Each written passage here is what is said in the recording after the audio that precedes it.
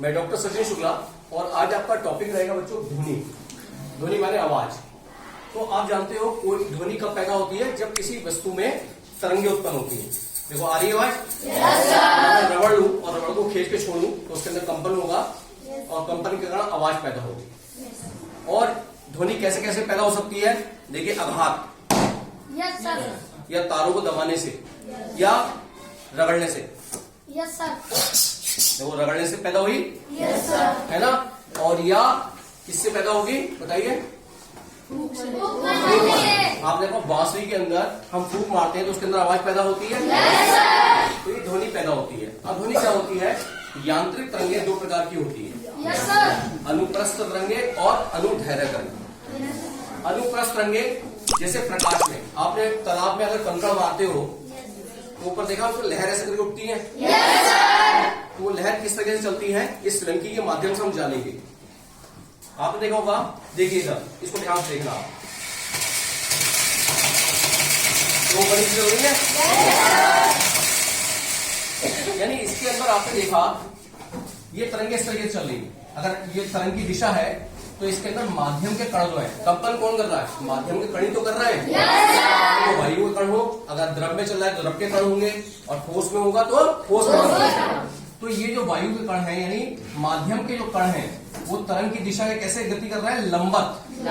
तो ये 90 डिग्री हो गया, ये 90 डिग्री नीचे हो गया, यानी 90 90 90 90 लंबत इस प्रकार से आगे बढ़ रहा है। तो ये माध्यम के कण तरंग की दिशा के लंबत कंपन करते हैं और लंबत कंपन करते हुए आगे बढ़ते हैं। तो ये तरंगे कहलाती है अनुप्रस्थ तरंगे, जैसे हमारी प्रकाश तरंगे होती है, प्रकाश। लेकिन अनुदैर्घ्य तरंगे ध्वनि, ध्वनि में क्या होता है? आवाज में क्या होता है?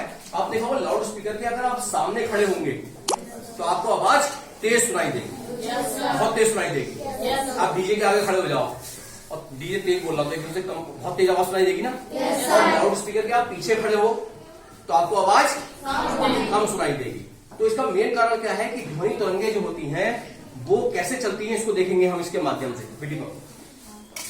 जैसे हमारा कैचुआ चलता है, कैचुआ आपने देखा है, अपने को सिकोड़ेगा फिर आगे बढ़ेगा। देखो इस तरीके से दिख रहा है आपको?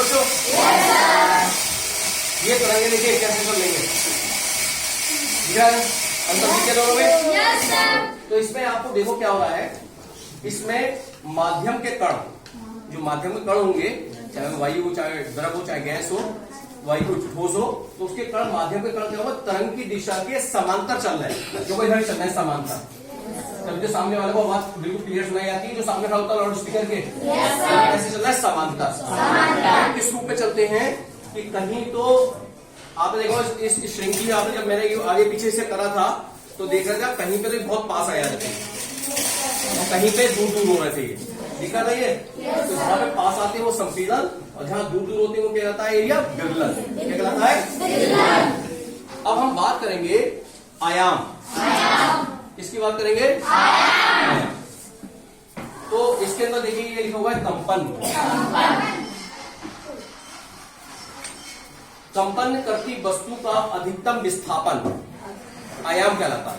देखिए पकड़ी बेटी, अब देखिए इसको मैंने जब कंपन कराया, ये अधिकतम विस्थापन ये कहां तक जा रही है? यहां तक। यदि अभी देखा आपने, ये अधिकतम विस्थापन ये जो होता है, ये अधिकतम विस्थापन क्या कहलाता है? आयाम कहलाता है। आवृत्ति, प्रति सेकंड कोई वस्तु जितने कंपन कर रही है, मान लीजिए 1 सेकंड में जितने कंपन कर रही है वो उसकी क्या कहलाएगी? आवृत्ति। क्या कहलाएगी?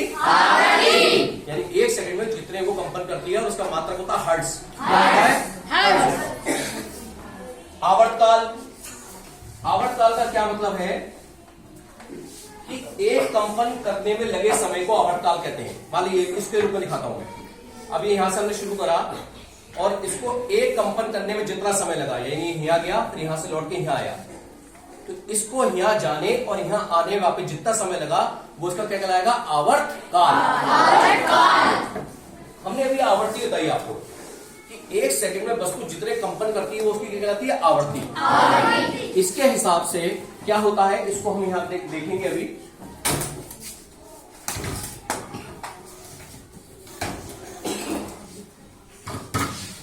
ये 3 प्रकार की होती है अपश्रव्य ध्वनि। अपश्रव्य मतलब जो हमें सुनाई जाती। अपश्रव्य माने 20 हर्ट्ज तक, 1 सेकंड में 20 कंपन, तो इसको मनुष्य नहीं सुन पाता। अपश्रव्य तरंगे 20 हर्ट्ज से कम होती है, इसे हाथी कबूतर सुन सकता है। श्रव्य तरंगे ये 20 से लेकर 20,000 हर्ट्ज तक होती है। कहां तक होती है? 20 से लेकर 1 सेकंड में 20 कंपन से लेकर 1 सेकंड में 20,000 कंपन तक, हर्ट्ज तक। कंपन का मतलब हर्ट्ज होता है, उसकी आवृत्ति को हर्ट्ज कहते हैं, उसका मात्रक है। तो इसको मनुष्य सुन सकता है, तो इसलिए इसका नाम क्या है? श्रव्य। पराश्रव्य यानी 20,000 हर्ट्ज से ज्यादा, उसको भी मनुष्य नहीं सुन पाता, और उसको खाली कौन सुन सकता है? डांसर मछली, कुत्ता और ये कौन सी तरह है? पराश्रव्य। पराश्रव्य ध्वनि। अब हम दूसरी बात जो हमारी आती है कि जैसे हमने प्रकाश में परावर्तन के नियम पढ़े थे, क्या वैसे ही हमारे ध्वनि के अंदर भी वो होते हैं, परावर्तन के नियम होते हैं? इसके अंदर ही बेटा, अब आप जानते हैं, देखिए आइए बेटी,